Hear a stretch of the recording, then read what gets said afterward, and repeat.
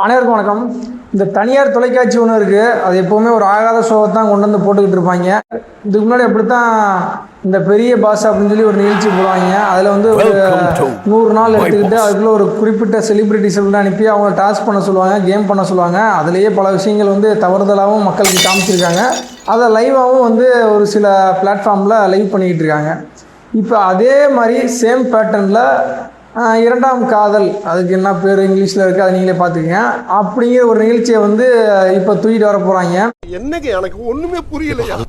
இதை ப்ரோமோவை பார்க்கும்போது இன்னும் ரொம்ப கொடூரமாக இருக்குது.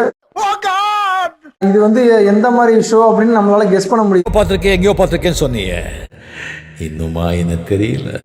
சேம் பெரிய பாஸ் மாதிரி இந்த நிகழ்ச்சியில் ஒரு குறிப்பிட்ட செலிபிரிட்டி செலக்ட் பண்ணி அவங்கள ஒரு விழாக்குள்ள அனுப்புகிறாங்க. அவங்களுக்கு பிடிச்சவங்க நீங்கள் சூஸ் பண்ணிக்கலாம், டேட் வேணாலும் பண்ணிக்கலாம். வெளியே போனதுக்கப்புறம் உங்களுக்கு பிடிச்சா லவ் பண்ணிக்கிங்க, பிடிக்கலன்னா நீங்கள் அவங்கவுங்க வேலையை பார்த்துக்குங்க அப்படின்னு அனுப்ப போகிறாங்க. இவ்வளோ இருக்குது.